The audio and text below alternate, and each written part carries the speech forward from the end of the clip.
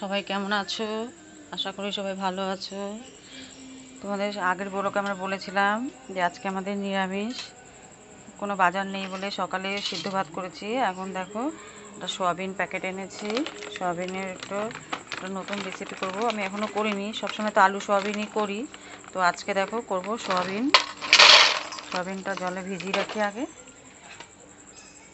Soybean দিয়ে একটা নতুন রেসিপি করব। সয়াবিনটা জলে ভিজিয়ে রাখলাম, আর দিকে দেখো একটা মশলা রেডি করে রেখেছি, এই যে কাঁচা লঙ্কা, আদা আর জিরে, আর দিকে একটা টমেটো, এগুলো দিয়ে একটা মশলা তৈরি করে নেব। এখানে মশলাটা করে নেব। দুটো শুকনো লঙ্কা দিয়েছি, আর দুটো কাঁচা লঙ্কা দেব, আর একটুখানি আদা দেব, আর সাদা জিরাটা দিয়ে দেবো। নিরামিষই করবো তো, ওই জন্য আদা জিরা বাটা দিয়ে করব।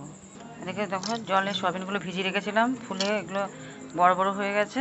এখন এটা মিক্সি করে নেব। আগে আমি সয়াবিনটা ধুয়ে রেখে দিয়েছিলাম ভিজিয়ে, এবার এটা মিক্সির জল ঝরিয়ে মিক্সি করে নেব। সয়াবিনগুলো দিয়ে দিয়েছি, আর এর মধ্যে দুটো কাঁচা লঙ্কা দিয়ে দেবো, আর একটুখানি আদা দিয়ে দেবো। এদিকে আমার মিক্সি করাটা হয়ে গেছে, সব ঢেলে দেবো, এতে মেখে নেব। দেখো সয়াবিনগুলো আমার সব মিক্সি করা হয়ে গেছে। এক এক করে হলুদ দেব, আর একটু লবণ দেব।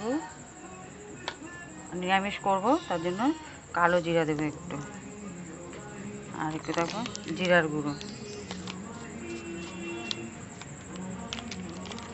আর একটু ধনের গুঁড়ো। এবার এগুলো মেখে নেব। আর একটু বেসন দেব, এবার একটু বেসন দিয়ে দেবো, বেসন দিয়ে মেখে নেব। সব কিছু মেখে তারপর ভাজবো। এদিকে দেখো তেল বসিয়ে দিয়েছি, গরম হয়ে গেছে। এবার এক এক করে ভেজে নেব। সেপ গোল গোলও হতে পারে, আর লম্বা লম্বাও করতে পারেন, যেটা ভালো হয় সেটাই। আমি দু রকমই করেছি, আপনাদের যেটা হয় সেরকমই করে নেবেন, করে লাল লাল করে ভেজে নেব। এখন উল্টে পাল্টে লাল লাল করে ভেজে নিয়েছি। এখন লাল লাল আমার হয়ে গেছে, এটা তুলে নেব। একদম কম আঁচ দিয়ে, অল্প আঁচ দিয়ে এটা আস্তে আস্তে করে ভাজতে হবে, তাহলে ভিতরটা হয়ে যাবে, নাহলে ভিতরটা কাঁচা থাকবে। এবার এক এক করে তুলে নেব। দেখো আমার সবগুলো ভাজা হয়ে গেছে। দেখো আমি গোল গোলও করেছি, আর কটা লম্বা লম্বা শেপ দিয়েছি। তোমরা যেরকম খুশি সেরকম করতে পারো, তো আমি দু রকমই করেছি। দেখতেও ভালো লাগবে, খেতেও আলাদা রকম স্বাদ লাগবে, তার জন্য। কড়াইতে যে তেল ছিল সেই তেলের মধ্যে গোটা গরম মশলা দিয়ে দেবো, আর একটা শুকনো লঙ্কা আর একটা তেজপাতাও দিয়ে দেবো। আর তেলের মধ্যে টমেটোটা দিয়ে দেবো। এই মশলার মধ্যে একটু হলুদ দিয়ে দেবো,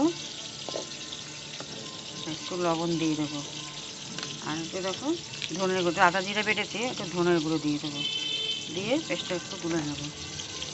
দেখুন টমেটোটা একটু নরম নরম হয়ে গেছে। এবার পেস্ট করা মশলাটা দিয়ে দেবো। মশলার মধ্যে একটু চিনি দিয়ে দেবো। দেখো মশলাটা কষানো হয়ে গেছে, মশলা দিয়ে তেলটাও ছেড়ে দিয়েছে। এবার এগুলো সব দিয়ে দেবো।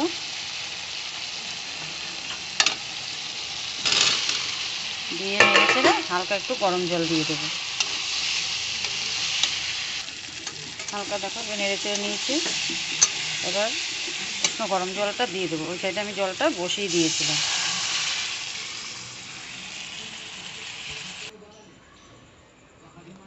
এখন নামিয়ে নিলাম ঘি গরম মশলা দিয়ে। হয়ে গেছে আমার সয়াবিন দিয়ে নতুন একটা রেসিপি।